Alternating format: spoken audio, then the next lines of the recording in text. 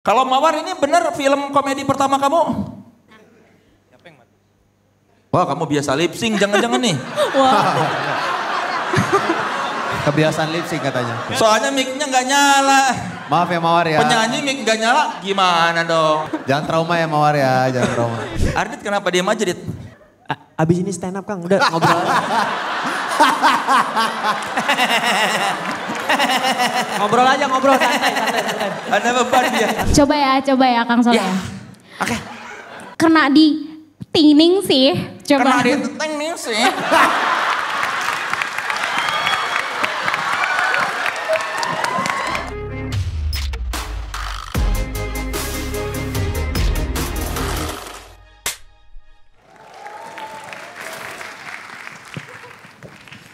Tante Nak dan Gen Z-nya ya. Gue tadi berusaha banget. Semoga dia gak ngomongin gue, semoga dia gak ngomongin gue. Bener, dipanggil Nirina Zubir. Iya lagi, gue lagi. Karena tadi di backstage gue melihat lu kayak senyum-senyum hangat mencoba memahami obrolan anak muda. Ini, baru kali ini gue ngerasa jadi introvert. Nirina Zubir introvert, no. Tapi di sini, iya. Kayak gini, gue sama Pican tadi di belakang ini kayaknya emang gak ngerti nih Nirina. Oke, Kristo Emmanuel, pengalaman seperti apa yang melatar belakangi sehingga lu punya sinopsis seperti itu? Kesannya kisah nyata ya jadinya. Kan katanya film pertama tuh paling dekat dengan kehidupan penulis biasanya atau sutradara. Betul. Jadi cerita ini tuh lebih ke dekat dengan dirinya, lebih ke tentang ketersendiriannya gitu. Jadi dulu pas aku SD, aku pernah jadi anak yang kuper banget. Jadi gak punya teman. Terus one day harus pindah keluar kota. Tiba-tiba orang-orang yang gak deket ini Kang, semua ngasih perhatian. Bahkan bikinin surat yang kayak hati-hati nanti kalau udah pindah ya gitu. Kita bakal kangen kamu. Lah kita, lu kemana kemarin tiba-tiba kok kangen gitu. Nah saat itu perhatiannya itu menyenangkan. Tapi yang ku pertanyakan adalah kenapa saat ada hal yang menyedihkan gitu atau yang sesuatu yang butuh orangnya dikasih perhatian lebih baru memberikan perhatian itu gitu. Apa yang terjadi kalau misalnya aku sangat suka sama perhatian itu jadi aku bikin cerita aja supaya aku dapetin perhatiannya itu terus gitu. Oh jadi lu tukang bohong dari kecil? Enggak ke situ. Bukan ke sana arahnya dong. Oh lu pada dasarnya introvert? Iya dan ambivert, aku tuh ambivert. Apa tuh? Introvert yang ambisius. Enggak. Ambivert tuh kadang introvert, kadang ekstrovert gitu. Kayak parfum. Hah? Emang iya? Ambipur. Apa tuh? Ambipur, iya. Tahu saya. Apa itu kok? Iya adalah orang tua Ada tahu pasti. uangnya. Dan acara ini disponsori oleh... Iya ada. Kalau mobil-mobil zaman dulu ambipur yang ditempel di situ lang. Cet. Oh, nggak tahu lagi gue. Ya Gen Z kurang wawasan. Lu tahu ambipur? Buat mobil. Kok tahu sih semua? Lu tahu juga? Kan ada di briefing tadi. Oh gue, nggak ada di briefing. Cuma ngejatuhin orang mas, nggak bisa jangan kayak gitu. Tapi circle SD lu tidak tahu ya sekarang lu sudah banyak teman. Circle lu sinema, Reza Rahadian, wah ngeri. Nggak, biasa aja itu mah. Pantesan lu di HH nggak ditemenin ya karena memang pada Bukan kayak gitu. Temenan juga Kang Soleh, kan kita bestie Gen Z kita. Aku hanya acting saja ini. Jangan dong. Nah, lu kan menulis ini bersama Ciu. Iya sama istriku, mana istriku? Mana Jessica Ciu, mana Jessica Ciu? Boleh berdiri Jessica Ciu. Hai Ciu. Iya. Dia juga seperti itu. Dia introvert. Tapi dia gak suka perhatian. Kalau dia bedanya itu. Dia gak terlalu, dia bukan yang kayak pas jadi spotlight dia seneng banget gitu gak juga. Tapi dia introvert betul. Kalau Ernest waktu Kristo nawarin pitching ini, lu langsung tertarik atau gimana? Iya pertama dia nawarin gue tanya ceritanya dulu kan kenapa bikin cerita kayak gini. Terus dia bilang mau ngomongin soal chronic loneliness gitu. Buat gue sih gak terlalu relate tapi kalau kreatornya memang punya keresahan yang jujur coba kita dengerin gitu. Dan memang ketika cerita sinopsisnya Gema bohong demi mendapatkan perhatian terus makin lama bohongnya makin kacau keadaannya semakin kusut. Dan terutama karena dark comedy ya maksudnya ini baru lagi buat kita imaginary gitu. Jadi ya kita seneng dapat sesuatu yang fresh lagi gitu. Dan cita-cita lu masuk ke HH tercapai ya karena lu pengen jadi sutradara. Puji Tuhan tercapai, terima kasih. Terima kasih Ko Ernest. Berarti sinopsis ini ada dari sejak lama atau dari kuliah atau gimana? Bukan sinopsis, lebih ke temanya udah dari lama. Tema soal menertawakan kesedihan ini tuh udah dari lama sebenarnya. Cuman dulu sinopsisnya udah pernah ada tapi beda cerita tahun 2020 gitu. Pas aku kuliah juga udah ditulis. Sampai akhirnya berkembang menjadi Tinggal Meninggal ini. Jadi ketika bertahun-tahun kita melihat Christo impersonate itu tuh caper-caper supaya cerita ini nanti Iya jadi, benar. Iya lagi. Satu saat akan ku pinang produser. Nah ini pemain-pemainnya apa alasan lo memilih mereka? Coba boleh dikasih tahu. Dari sudut pandang sutradara ini kan bisa ya unik lah ini apa tiba-tiba ada tante-tante. Woi, Nggak gitu. sebentar. Dan bangga masuk ke Gen Z. Cerita terpilihnya Omara itu sangat tidak wajar, Leh. Sangat tidak. Ceritain iya. aja. Jadi- Christo aja yang cerita. Omara ini adalah aktor yang menurutku satu-satunya yang bisa memerankan Gema. Oh iya. Tokoh utama dari film Tinggal Meninggal. Gema ini kan perannya canggung, awkward. Terus dia ada gerak-gerik yang gue sering lihat dari teman-teman gue yang canggung juga gitu. Kayak orang-orang canggung tuh termasuk gue juga. Cuman orang-orang canggung tuh biasanya punya fidgetingnya masing-masing. Ada yang suka gini-gini. Ada yang misalnya suka kayak gitu. Terus pas kita ngobrol, si Omara itu sambil gue ngejelasin karakternya, dia kan lagi minum lemon tea ya. Terus pas lemon tea-nya habis, orang mah biasanya normal ya udah selesai dong kayak udah habis nih. Dia tuh enggak, dia sambil dengerin, oh gitu toh. Oh, dia ambil lemonnya terus lagi. Gue langsung Gema. Udah ini. Ini udah. Itu. Enggak, itu dari kode. gerakan-gerakan itu Kang, karena kayak keunikan-keunikannya si Omar nih, fidget-fidgetnya terus kayak kikuk-kikuknya tuh menurutku Gema tuh harus in real life aktornya harus sedikit-sedikit punya itu. Jadi kalau di craft, memang tapi kikuk-kikuknya Gema dia craft juga, di craft lagi. Cuman karena dia punya kenaturalan tipisnya itu, jadi pas dia bikin kikuknya asli pas depan kamera, emang cuma dia nih kayaknya yang main gitu. Tapi emang lu udah yakin dia sebelum melihat dia ngemot-ngemot jari itu? 70% setelah emutan jadi 100. Kok jadi aneh barusan? Enggak, tunggu dulu bentar. Emutan tadi masih dalam konteks lemon. Jadi ya kita di YouTube nggak ada yang boleh nge-cut bagian itu, cuman boleh fullnya doang. Ini kalau ada wartawan infotainment, Christo melihat mutan Omara. Bener juga. Bagus sih. Emutan Omara membuat Christo terpikat. Omara mendapatkan perannya karena ngemut. Iya. Itu headline. Sekali emut 2 peran terlampaui. Sekali emut 2 peran terlampaui. Omara, memang ada kedekatan emosional dengan karakter Gema buat lo? Ada, karena Gema ini adalah karakter yang sebenarnya dia bingung kalau misalnya di orang banyak tuh dia harus ngapain gitu. Kita kan sering kalau misalnya menemukan diri kita kalau misalnya di social setting ada rame orang kita harus ngapain, berdirinya udah bener belum, duduknya udah bener, dan karena dia berpikir ini terus tuh akhirnya dilihat orang juga, nih orang aneh banget sih gitu. Padahal kita mikirnya itu cuman pikiran kita pribadi doang. Tapi memang lu sering ngemut atau pas ketemu Christo doang tadi? Kenapa ke situ lagi? Kenapa ngemut? Kristo minta aku ngemut kan waktu itu. Enggak. Aduh, udah ini klipnya nih parah banget, ini udah di TikTok udah viral banget nih. Parah. Ardit kenapa diam aja, Dit? Abis ini stand up Kang, udah ngobrol.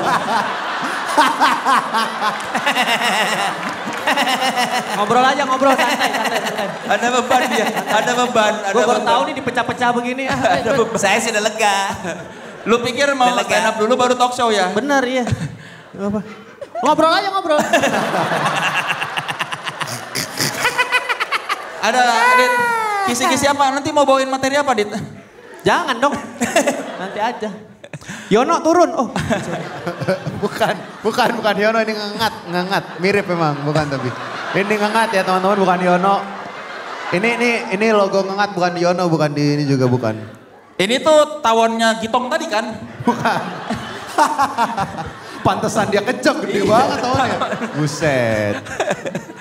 Kalau Mario Cesar ini pertama kali main film. Betul. Iya. Lu melihat apa dari Mario sehingga merasa dari Christo dulu Christo. Gak usah lihat setting. Gak usah kasih lihat setting. Jangan spoiler. Jangan dilihat. Jangan spoiler. Catatannya. Simpan. Jangan mas, jangan. Talk show diem. Udah direncanain ternyata. Menit ke-14 bulu kuduk merinding. Jangan. Nggak usah disetting itu. Apa namanya Mario, ayo. Mario dulu ya, Mario. Mario ini bikin video casting dulu karena dia belum pernah main film kan. Jadi Kristo tuh dari awal udah ngasih nama Mario Cesar. Kok siapa Mario Cesar? Akhirnya gue bilang casting director gue coba bikin video dulu ya gitu kan ya Tok. Betul. Sebenarnya udah ngeliat Mario tuh udah dari 2022 apa 2023 gitu. Suka ngeliat konten-kontennya, menurutku dia saat impersonate lucu. Terus saat dia bikin sketsa tuh juga lucu. Nah sebenarnya niatan awal itu tuh ada rasa bahwa dulu pas aku main pertama kali di Big Four, itu Patimo ngelihat aku terus kayak saya mau Kristo yang mainin karakter Pelor. Padahal ya terima kasih Enggak usah. kayak gitu, canggung tuh kayak gitu barusan tuh. Nah gitu. Ya kan itu gak bisa dibikin tau. Ya anyway, apa sih tadi sama mana ya gue? Oh ya sama Kristo Peler. Kristo keren kan, Kristo keren banget tuh. Apa sih? Kok Kristo keren? Timo. Pak Timo. Sorry gue gampang ke-distract. Iya benar. Nah terus Pak Timo kayak mempercayakan aku sebagai Pelor. Dan aku tuh kayak ada rasa ingin memanjangkan tangan, melanjutkan. Pay it forward. Kayak pengen, aku juga sebagai, diem dulu please gue ke-distract. Sebagai sutradara aku pengen juga ada satu karakter di filmku yang awalnya konten kreator juga gitu. Jadi buat konten kreator di sana kita tunggu nanti Mario bikin film ya. Nanti lu nyari konten kreator siapa tuh? Ya. Jadi beban lu Mario. Benar. Tapi ya kalau jalannya ke sana sih insya Allah lah bisa. Tapi mohon maaf intermezzo jauh. ya, intermezzo. Katanya diem. Katanya mau diem. Dia kalau ngomongin orang emang semangat. Nggak usah. Ngomongin orang Ngomongnya nanti aja pas tadi. Nggak usah. Tadi katanya mau diem, udah diem. Satu-satu. Nggak ada. Udah tugasnya deg-degan, di sini deg-degan. Nanti stand up aja. Katanya tadi mau diem, udah. Satu. Enggak. Ya Allah. Galak banget. Urut-urut aja Nurut. Apa? Ini jadi. Udah. Belum. Mario ini kan punya podcast keluarga artis. Nah, waktu saya tahu beliau adalah anak dari Fendi Pradana. Adalah musuhnya Panji manusia milenium. Gila bro. legend Kang. Lebih legend lagi dia adalah Brahma Kumbara, Raja Madangkara. Berarti dia anak raja. Yang ngerti udah sakit pinggang ya? Santai. Mario, apa bedanya main film dengan lu main di depan kamera dan layar vertikal? Kalau layar vertikal kan saya sendiri yang merekam. Ini kebetulan ada 80 orang yang ngeliatin dengan gear yang besar-besar. Terus ada produser, ada cast-cast lain yang udah bisa dibilang legendary ya cast-castnya gitu. Jadi kayak agak-agak, iya tuh. Jadi agak-agak, awalnya sih agak-agak tegang ya. Tapi lama-lama karena udah deket gitu jadi biasa aja sih sebenarnya. Keren. Dan lu merasa lu acting lu bagus nggak? Enggak. Karena kalau iya pasti disuruh acting kan di sini. Iya kan? Bagus Mario. Iya. Enggak, durasi kita mepet enggak. Belum sepenting itu, tenang. Oh. Alhamdulillah. Itu dia mulut toksiknya di situ. Di situ yo. Nah, kalau gimana nih rasanya bermain dengan yang Blood sini? Enggak usah nanti. Nanti lu ada 15 menit ngomong sendiri udah. Bermain bersama ini sutradara muda dan pemain-pemain muda ini gimana? Seneng lah karena sebenarnya jujur sih awalnya tegang karena begitu dikasih skenario segala macam kayak wah ceritanya dibawa ke sini nih. Wah jujur akhirnya waktu itu langsung telepon Ernest. Nas ini mau ceritanya begini Nas. Terus nanti gimana ini kan jadi contoh buat anak-anak yang nonton. Udah jadi ibu-ibu ya. Oh my God, gue ibu-ibu banget. Terus kayak Nas gimana Nas gitu. Enggak ini kan pandangan matanya Gen Z gitu. Jadi ya udah coba. Akhirnya udah aku telepon juga sama Kristo. Kristo tolong jelasin kenapa ceritanya gini gitu. Dan untungnya dia tuh menyenangkan. Nah, dia gampang nge-distract, maaf ya teman-teman. Ini kan karakter utama cerita ADHD, ini realnya juga gitu. Nah, lu pas ngomong kayak hiasan dashboard. Iya, gue hiasan dashboard. Kayaknya dilepas dulu deh jadi menghilangkan keseriusannya nih. Oh iya gue pakai ini ya. Lah gimana? Lah kok bisa? Enggak kalau dipasangin orang ya udah ini pasang sendiri. Iya lupa saking Oh, iya. enaknya. Terus, lu nanya Kristo ini kenapa? Karena lu ada kekhawatiran sebagai seorang ibu gitu. Iya gitu karena kan maksudnya ceritanya nih memang sangat-sangat related dengan kehidupan mungkin sekarang ini ya gitu. Tapi it's like a hidden feeling gitu loh. Nggak semua orang bisa mengekspresikannya. Nah ini tuh kayak ditontonkan gitu loh. Jadi kayak wow. Tapi karena saking cara dia mengemasnya juga mengejutkan dan caranya berkomunikasi di layarnya tuh buat aku ceritanya wah ini interesting banget. Kalau misalnya nggak terlibat, wah akunya yang akan pokoknya ikut gitu. Udah ketemu sama Kristo, dijodohkan ternyata kita waktu di Jogja. Cuman gara-gara lagi makan. Betul, lagi makan coto Makassar. Di Jogja. Di Jogja. Oh iya ya. Emang nggak boleh ada orang makan coto Makassar di Jogja tuh nggak boleh? Agak aneh ya. Iya. Kita di Jogja makannya. Coto Makassar. Ya juga harusnya kita makan gudeg di Makassar ya. Lupa gue salah. Dia kalau ke Makassar makannya kelatak. Iya. Tapi yang membuat lu tertarik karena ceritanya dulu, apa karena imajinarinya atau karena apa? Karena terpaksa. Ikut gak? Enggak, all in one package, everything. Ini kombinasi yang beautiful banget, di mana Imaginary juga kan membuat, maksudnya komitmennya adalah membuat genre-genre yang baru, yang menarik lah gitu kan untuk perfilman Indonesia. Terus Kristonya juga, hello Uprising, yang untuk ngedirecting, yang membuka jalur baru lagi dengan pemikiran-pemikiran. Tidak pressure sama sekali. Tidak pressure. Keren kalau aktor sudah puluhan film promosi udah bisa merangkai kalimatnya. Tetap gimana caranya menghubungkan antara pengalaman pribadi dengan memuji PH, memuji sutradara, memuji film sambil jualan. Oh gitu. Itulah promo film 101 dari Nirina Zubir. Kan kerajaan kita dulu kan MC, atau lupa dari zaman musik-musik. Iya, apalagi dengan basic MC ya pinter tuh gitu. Mario gitu cara promo film yang baik ketika ditanya begitu seakan-akan mengalir tahu-tahu ada selipan-selipan promo. Oh gitu caranya. Jadi nanti bagus buat potongan-potongan di Instagram gitu. Bagus. Yes. Tahu gue. Kalau Mawar ini bener film komedi pertama kamu? Wah kamu biasa lip sync jangan-jangan nih. Wah. Kebiasaan lip sync katanya. Oh gitu. Enggak. Soalnya mic-nya nggak nyala.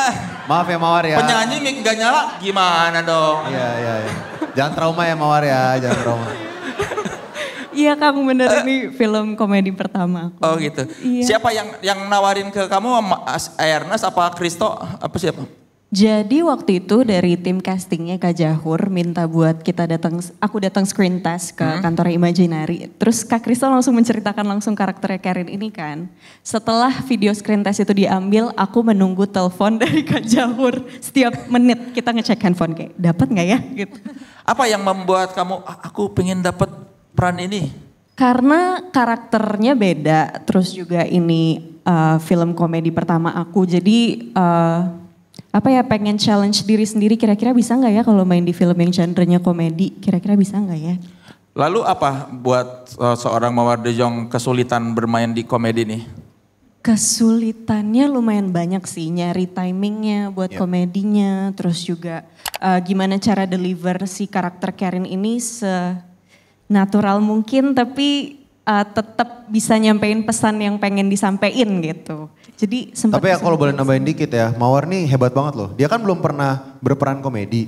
Cuman pas aku jelasin karakternya, dia ngerti niat komedinya tuh apa gitu. Jadi dia saat mendeliver dialognya, dia tuh nggak berusaha ngelawak. Tapi karena dia berusaha ngedeliver dialog itu dengan serius, karena dia ibaratnya kayak percaya apa yang dia keluarkan, walaupun yang dikeluarkan itu agak gitu.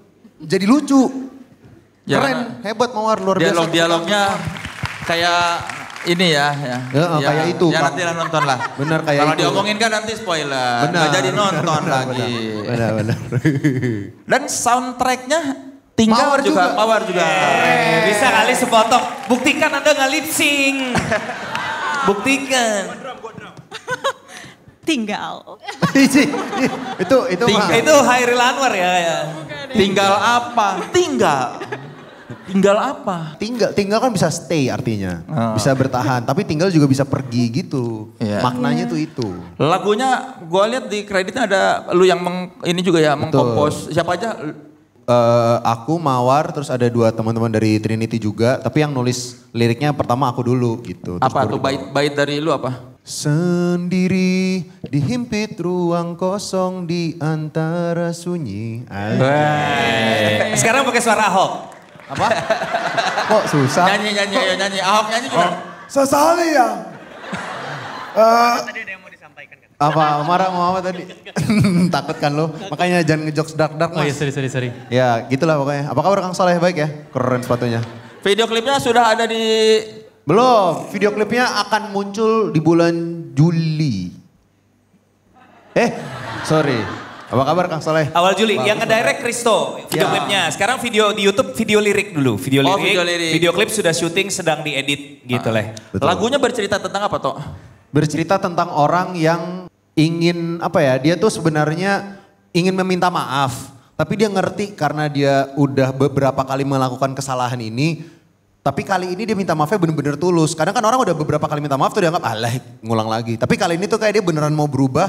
Jadi kayak sampai lu enek pun beneran please dengerin gua gitu. Oh, itu pengalaman lu sama Ciu ya? Tidak dong. Enggak Bebe, aku mah suami yang baik, gila. Nada menjadi, boleh ceritakan gak karakternya apa Nada di film ini? Satu aja Dit, lu udah diem lu. Karakternya, halo. Karakter Nada tuh seperti apa? Oh ya, karakterku namanya Naya. Dia kayak represent Gen Z di dunia ini. Gitu. Ya ini kan dia yang Gen Z beneran kan, yang kata lu itu. Yang kalau ngomong tuh, gimana coba gaya Gen Z tuh? Kayak gini ngomongnya. Kalau di zaman dulu Kang, itu kayak Fitri Tropika. Oh, nah dia berarti dia tuh proto Gen Z, Fitrop tuh. Ya. Prototype dia nyoba dulu, tek, mendunia, merajalela. Jadi Fitrop itu Gen Z sebelum Gen Z. Yes. Benar. Jadi kalau mundur lagi Debbie Sahartian lah ya. Ya benar. Iya Debbie Sahartian. Ya, kalau Debbie Sahartian kan sekarang ini. Kalau Debbie Sahartian Soko Guru Bencong. Gak ada diksi lain lah gitu Bang. Kan dia yang menemukan itu kan. Iya, tapi dia gak bilang diksinya bencong. gak ada yang lain gitu.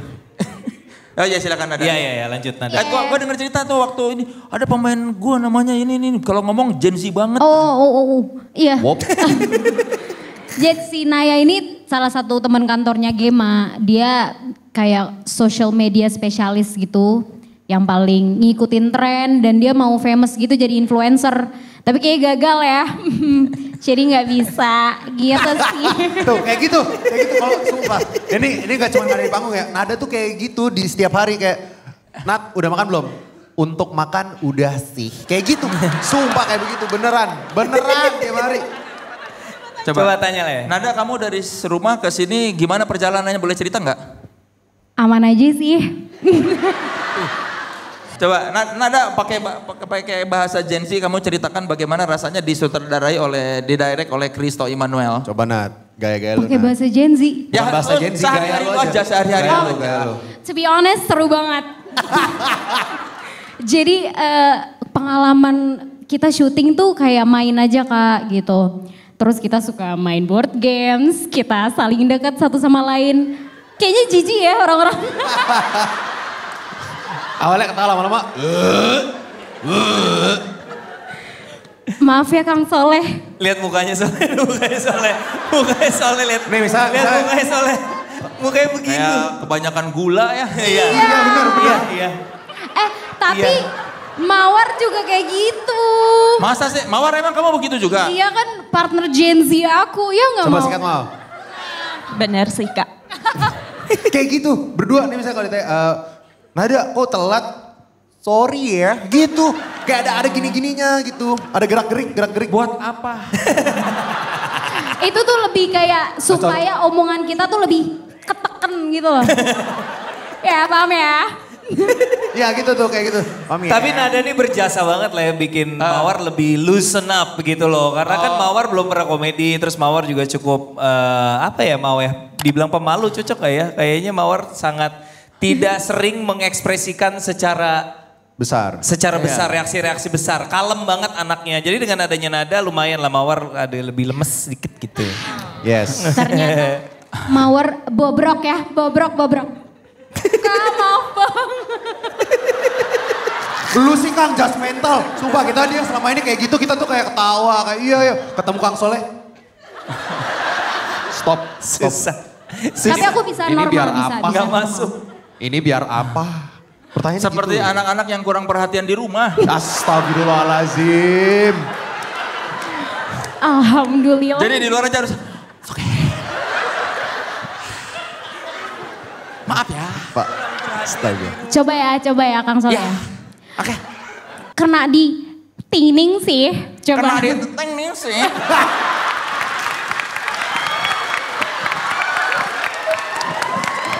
Itu tolong jangan Gua lagi. tahu istilah Gen Z.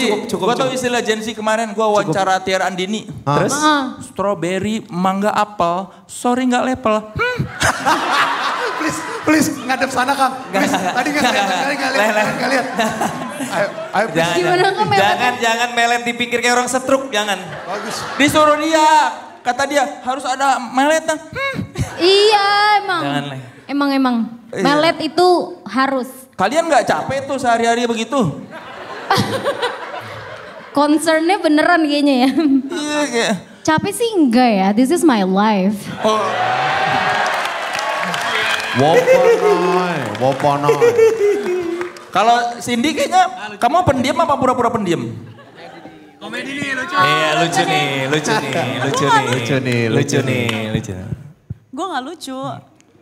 Kenapa merasa nggak lucu? Gak apa-apa, gak harus orang. Tadi pertanyaan apa Kang? Iya, kamu seperti itu juga nggak? Oh enggak. Soalnya aku umurnya juga udah jauh banget dari nada. Oh, kamu bukan Gen Z? Milenial. Oh, milenials. Makanya kayak, apa sih nih? We love. Gak semua orang judgmental kayak Kang Soleh loh. Enggak semua. Enggak. Tolong, saya bukan judgmental, Tapi saya observasional. Keren. Kata Mengamati lainnya toh, judgmental. tidak menghakimi. Mengamati, oh ternyata begini. Mengamati tapi begini ya? Iya sih, itu observasional sih. Observasi, oh begini orang-orang banyak masalah. Nah itu judgmental. Itu judgmental. Ngejudge. Enggak, setelah observasi lalu ada kesimpulan. Oh, gitu, bukan maksud menghakimi.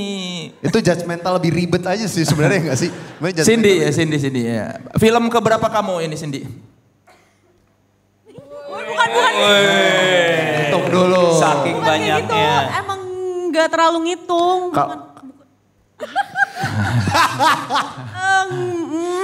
Komedi pertama. Komedi pertama, sebelumnya nggak pernah komedi. Kayaknya belum sih Pak. Terus bagaimana menurut kamu setelah kamu bermain film komedi? Apakah nyaman atau susah? Susahnya di mana? Timingnya susah. Kalau masalah nyaman skripnya sih agak gimana? Wow.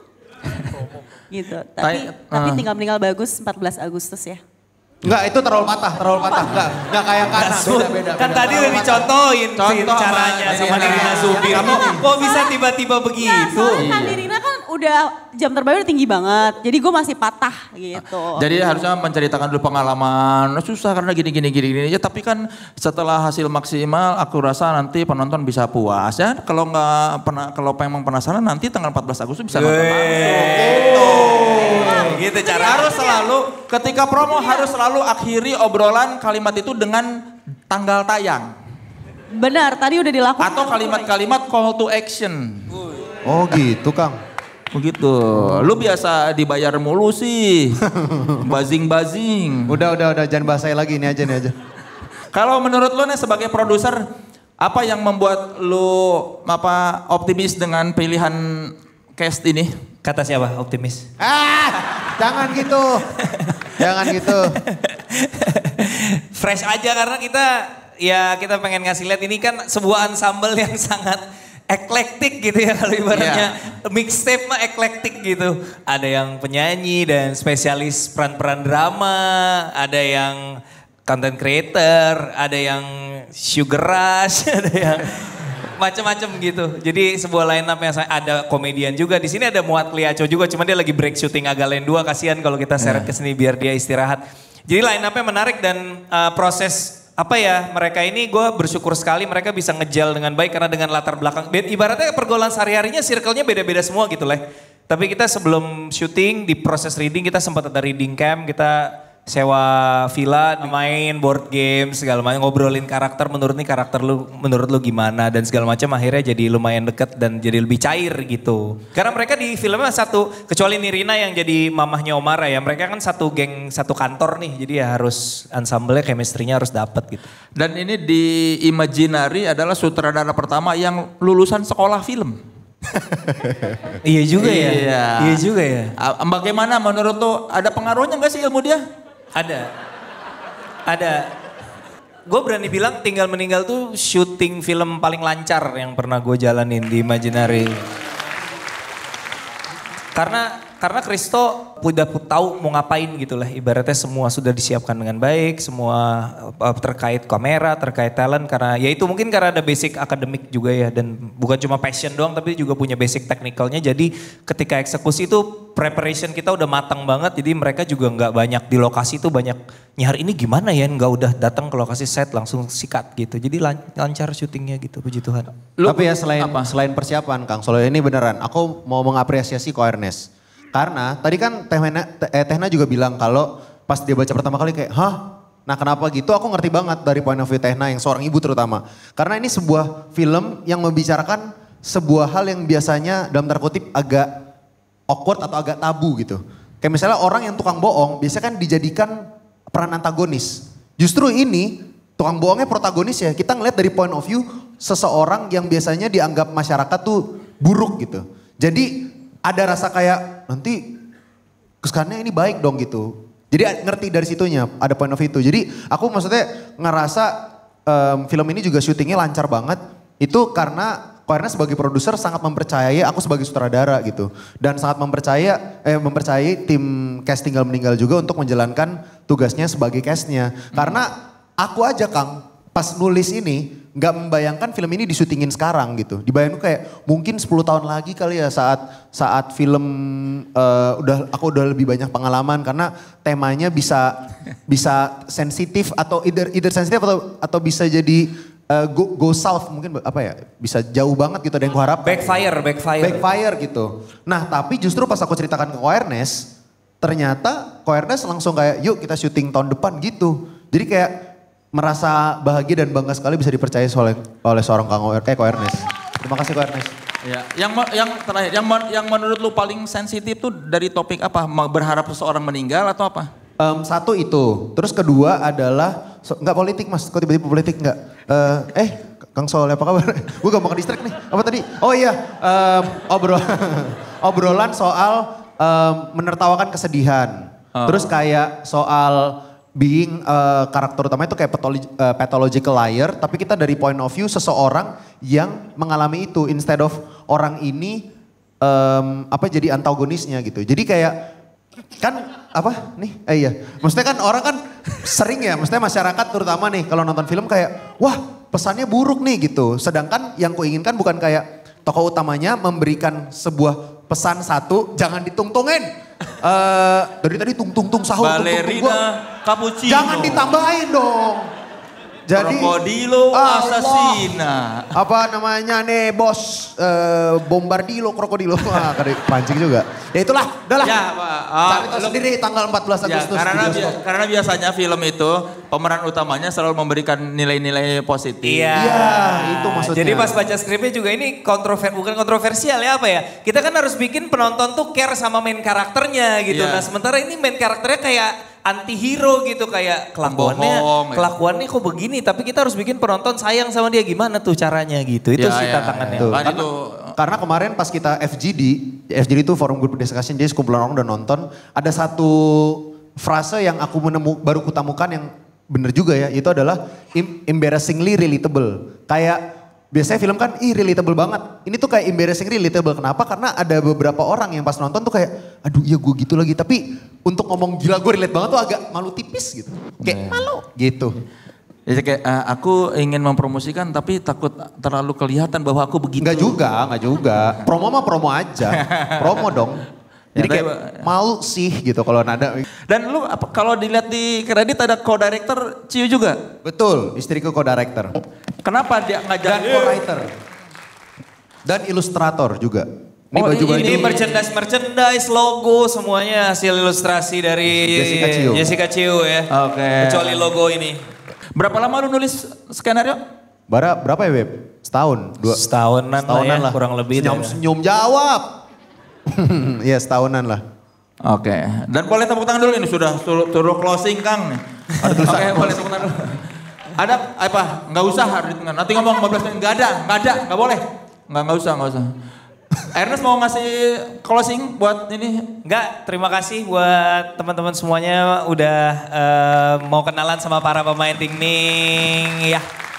Kita sudah ada yang belum lihat bisa lihat trailernya di YouTube, udah ada trailernya, mungkin bisa lihat, dan kita juga akan merilis trailer kedua mungkin sekitar bulan Juli ya, filmnya masih 14 Agustus gitu. Itu aja sih Leh. Ya, sekalian memperingati Hari Pramuka ya. 14 Agustus. Jadi abis upacara Hari Pramuka, siangnya ke bioskop. Ya boleh. Hari Pramuka? Iya, kita sengaja banget emang tanggal itu yang kita pilih karena bener loh. Hari Pramuka tuh. Karena kan udah sadar sama Pramuka tuh, jangan berbohong kan. Iya, gue anaknya penggalang banget emang. Bener. Iya, bagus kan kalau Pramuka ada jambore tuh kan. Yes. Gathering, nah ini. Iya. Cocok temanya, memang Pramuka sekali. Nanti kita promonya juga pengen pakai Sandi Morse gitu lah. Itu semafor Mas, yang ini semafor bukan Morse. Kalau Sandi Morse. Oh ya itu ya Sandi lah, pokoknya Sandi Sandoro juga bisa. Sandi-sandian lah. Huh? Gak mau ngomong pakai mic aja Mas, jangan ragu-ragu. Oh lepas. Kok bisa lepas? Rusak. Ini anak bandel banget. Bandel banget ini anak. Itu bukan canggung namanya, itu vandal. Silakan Nada di closing, saya pengen mendengar saut-sautan dari Mawar Nada buat closing promo film ini 14 Agustus. Ayo silakan. Yuk kata. Kena ya. Ayo silakan, Mawar dan Nada. 1, 2, 3. Kami dari Tinggal Meninggal. Jangan lupa nonton Tinggal Meninggal tanggal 14 Agustus. di bioskop kesayangan Anda. Boleh tepuk tangan dulu buat Mawar, Nada, Cindy, Nirina, Kristo, Omar, Ardit nggak usah. Mario dan Ernest Prakasa, dan jangan lupa 14 Agustus 2025 di bioskop. Saksikan Tinggal Meninggal. Saya Soleh Solehun, selamat malam. Assalamualaikum warahmatullahi wabarakatuh.